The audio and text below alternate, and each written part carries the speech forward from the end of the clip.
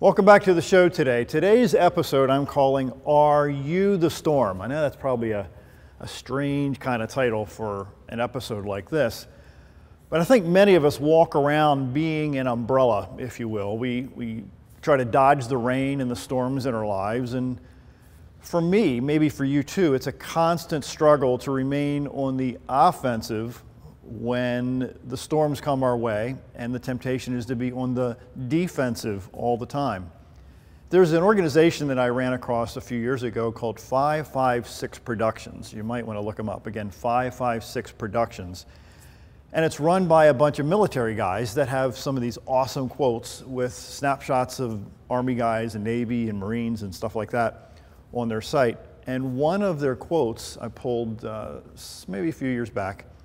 It says, "Fate whispers to the warrior, you cannot withstand the storm. The warrior whispers back, I am the storm."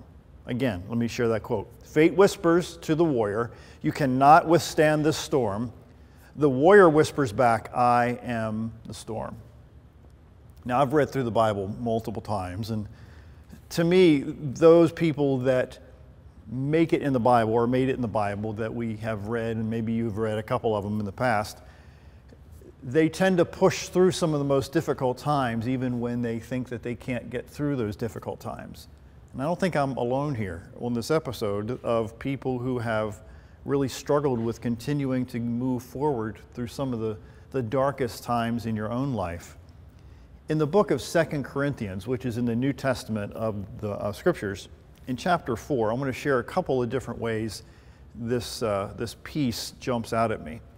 One version puts it this way: "But we have this treasure in earthen vessels, so that the surprising greatness of the power will be not of ourselves, but we're afflicted in every way, but not crushed.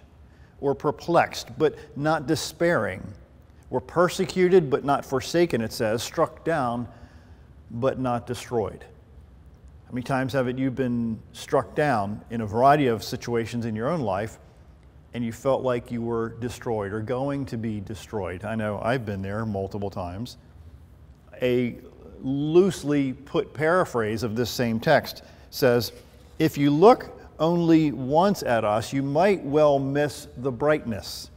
We carry this precious message around in the unadorned clay pots of our ordinary lives." That's to prevent anyone from confusing God's incomparable power with us. And there's not much chance of that, but he skips down. "But we've been surrounded," listen, "we've been surrounded and battered by troubles, but we're not demoralized." That's easier said than done. I might insert that into this text. It's easier said than done to not be demoralized when you're going through some of the most difficult times in your own lives. It continues, "We're not sure what to do, but we know that God knows what to do. We've been spiritually terrorized," and then he goes on down to share more information. I don't know about you, but oftentimes it's tempting to believe that you're the only one going through what you're going through.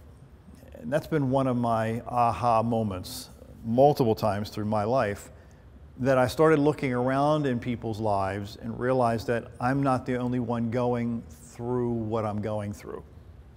And I wonder if you would do the same thing, if you would look around your own circle, in your own world, and notice that there are people not too far away from you that are going through similar situations just like you.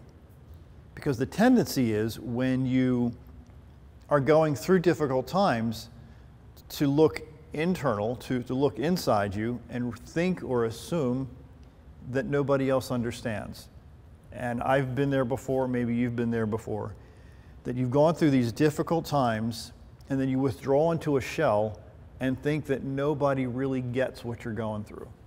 When in fact, that's probably not the case at all. In fact, I would suggest that there are more people who understand what you're going through than what you think. Benjamin Franklin dropped out of school, the story says, at age 10.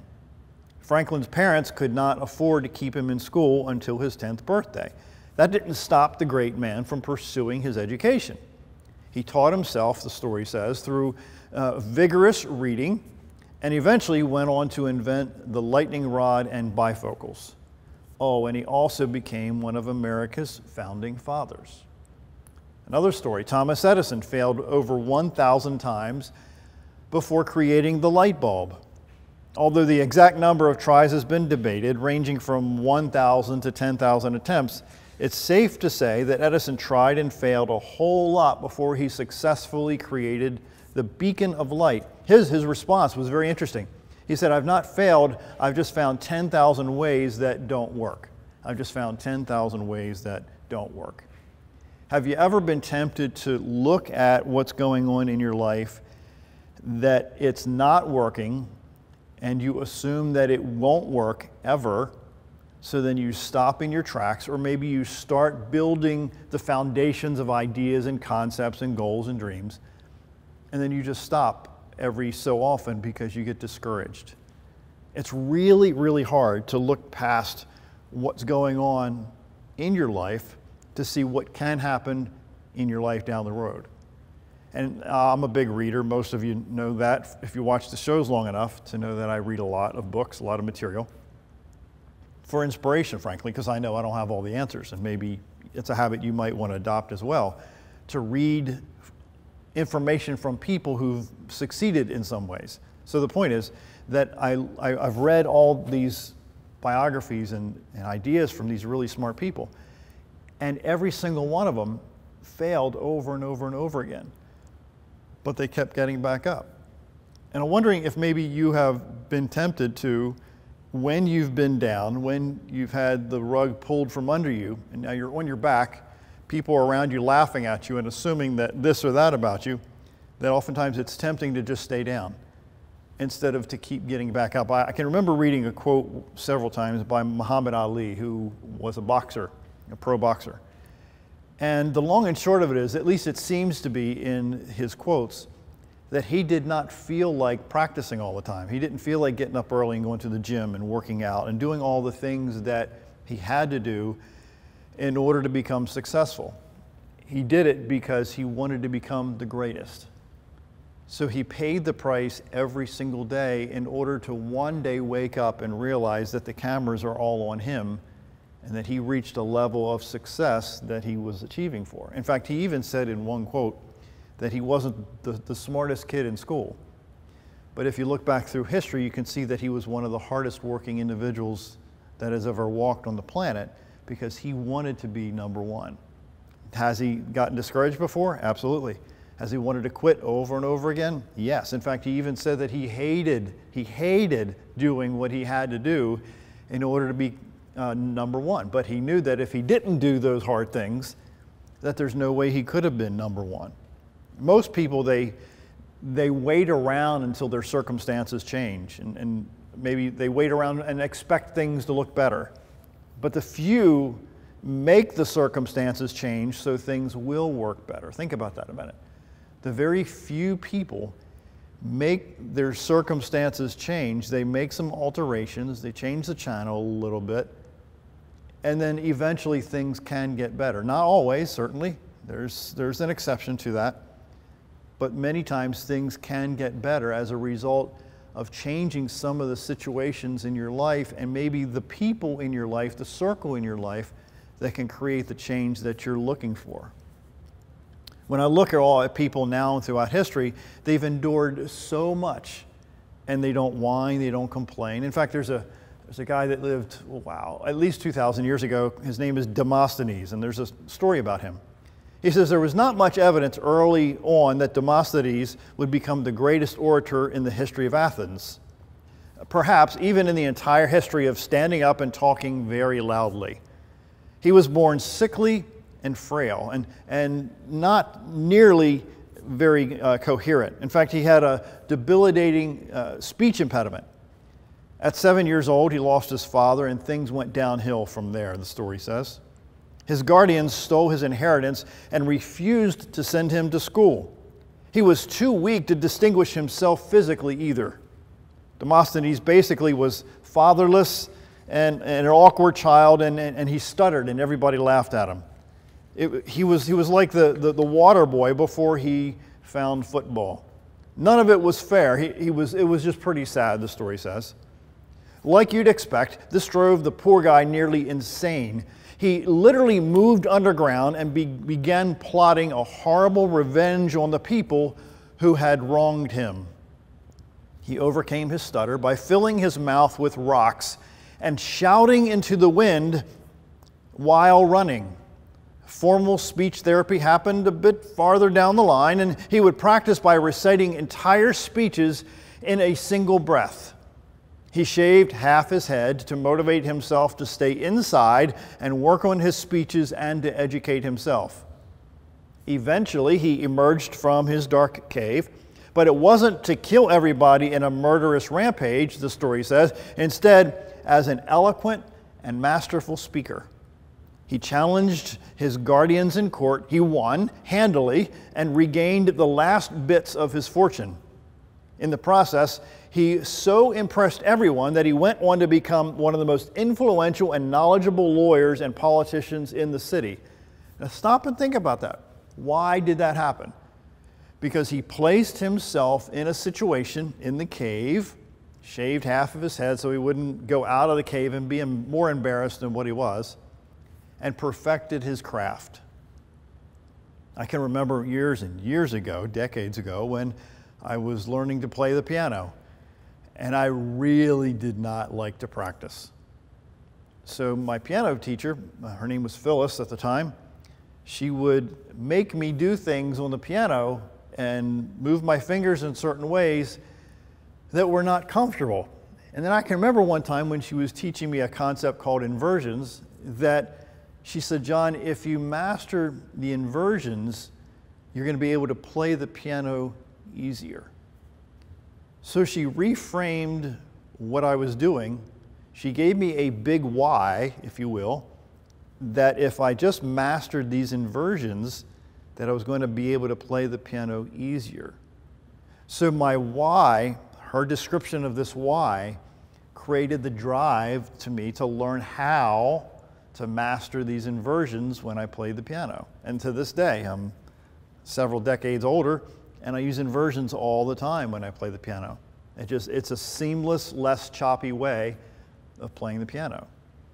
Now, what if I would not have listened to Miss Phyllis when she was teaching me as a boy how to play the piano? I would have not mastered the skills that I needed to master in order to play the piano. I wonder you too.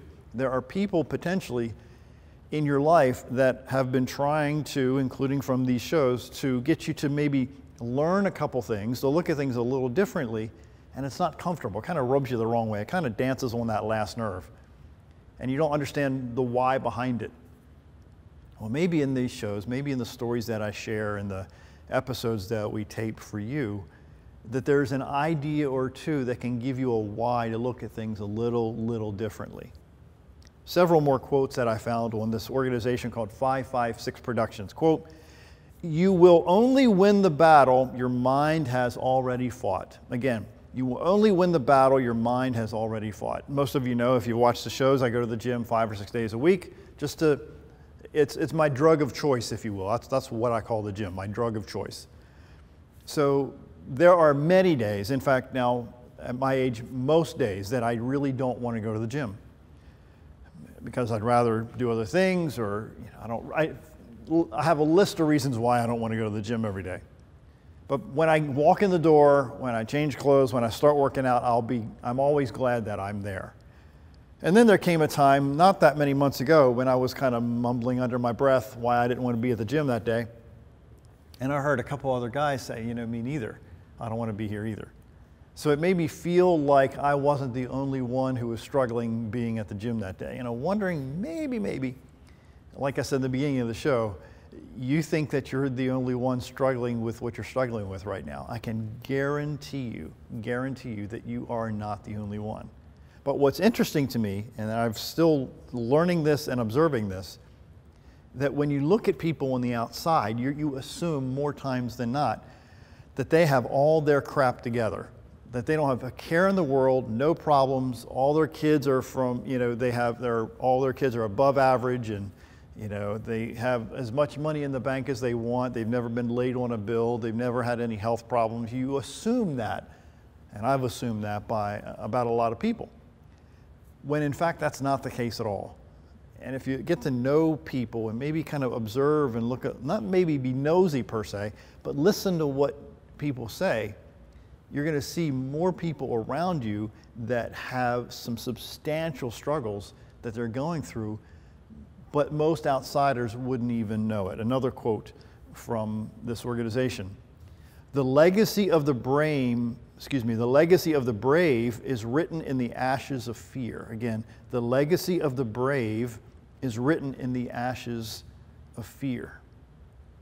And more times than not, I would say at least half of the people that have achieved some really amazing accomplishments in their life are afraid while doing it. I mean, these shows that we do, in the beginning, it was absolutely terrifying. Because believe it or not, I'm an introvert. I'm a very, very shy guy. You wouldn't think so on the shows, obviously, but I really am. But in order for potentially other people to be helped by these shows that we do, thanks to several other people making these shows possible, I had to pull myself and say, John, you have to push yourself to do this even though you really struggle doing it. I'm wondering if in your own life, if you've really been afraid to do some things that are outside your comfort zone, that you didn't think could ever be in your comfort zone because you think that you're not good enough to do it, or that you don't have the expertise or the talent or the education or the funds or whatever reason that you want to put in that list. I wonder if those fears are trying to keep you back from benefiting a lot of other people that you're not helping right now. And that was one of the whys that pulled me out of my shyness to do these shows and do the blogs that I do and the books that I write and the speeches that I make. Because I had to take it off of me, because I was always looking at me in the mirror to say, how could I do this? I have a stuttering problem, and I'm really shy, and I struggle from this and that, and a list of other hang-ups that I have and struggles that you might not even know about.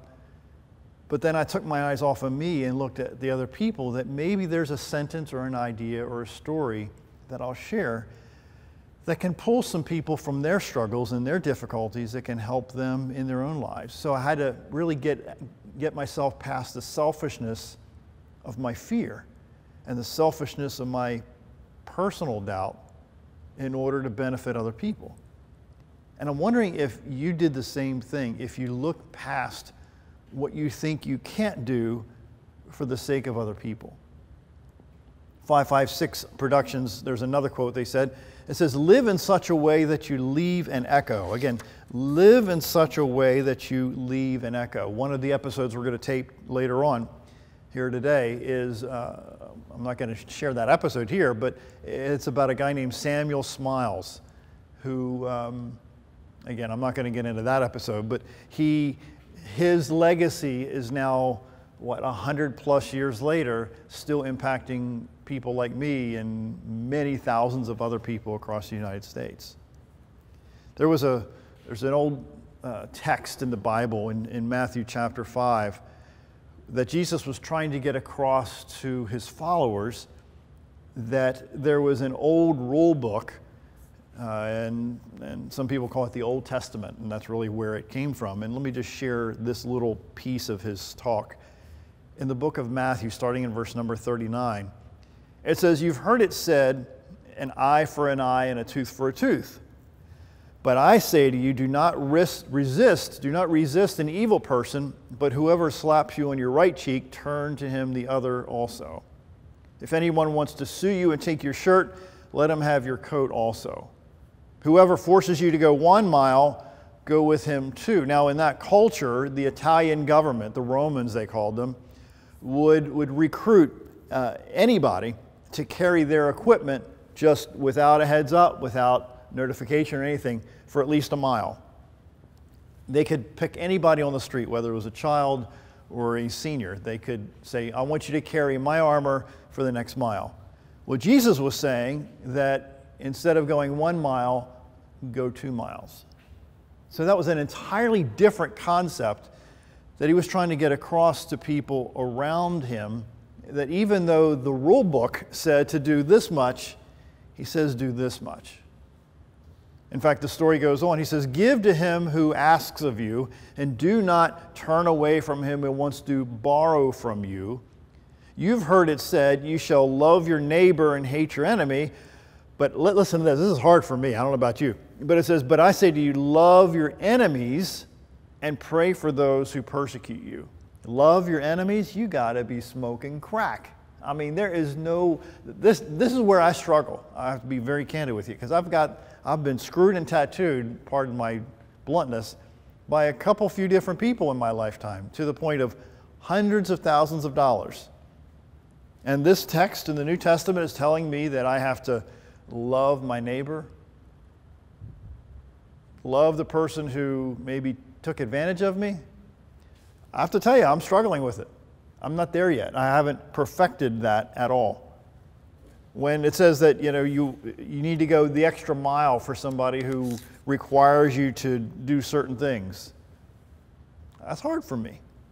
But it seems that for people who get stuff done, they seem to go over and over the call of duty to do stuff that is great. Have you ever met people who seem to be getting good grades in school or good grades in college versus the people who fail and they cheat and they copy? Well, it seems to be, I don't know if it's so obvious, but it seems to be the people that are getting the good grades are working harder and smarter than the people that are barely getting through it.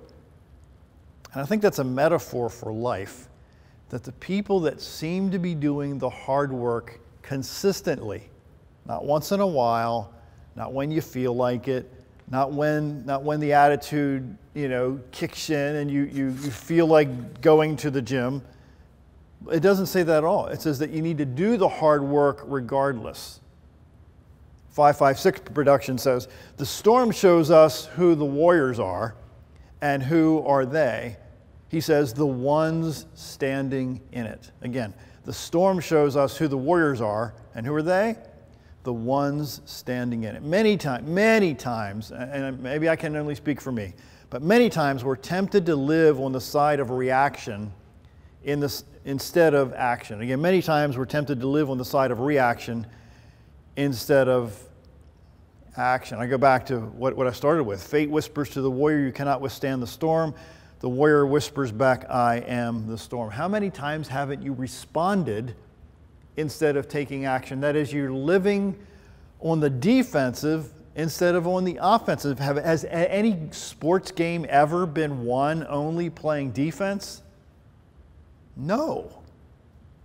Every single game that's ever been won, you've had to have very strong warriors, very strong players, very strong teammates on the offensive. What I'm asking you today in this show is several things, but one of them is to look at life, create habits in your own life that push you to be on the offensive, to push you to be the storm when sometimes you don't really feel like getting out of bed, when you don't feel like putting in the extra time consistently. Consistency is so important for the successful people in life.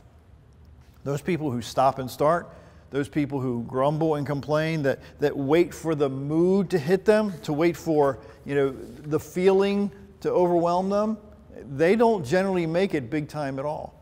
In fact, in my studies, I found that the people who are really successful, they do what they need to do until the emotion catches up. Think about that for just a minute. The people who are truly successful do what they need to do until the emotion catches up. And sometimes that emotion takes a long time to catch up to what you're doing, to what you're forcing yourself to do, because you're planting habits into your mind to where your body follows the habits. I know that's a deep subject and probably a 3-hour talk. But if you do the things that you need to do consistently is the word, then you're going to be much farther ahead of people in your own circle that in a year or 5 years down the road, you're going to be miles ahead of them as a result of the habits that you've developed over the years. So I'm asking you today to look at your own life, to stop being on the defensive all the time, to get out there and, if you will, dance in the rain, to place yourself in some of the most scary situations, to not only for your, in fact, it's not for your benefit at all, but for the benefit of other people around you that maybe need an idea or maybe need a push from you in your own life that's going to transform their life in a positive way. I really hope that some of the ideas and the stories and the concepts in this episode gave you a little ammunition for your own life that can help you get up in the morning and change just a couple of things that will transform not only the way you live your life, but that you're going to leave an echo in the life of other people that's going to transform their life as well. My name is John Carver. Thank you for watching, and we'll be back real soon.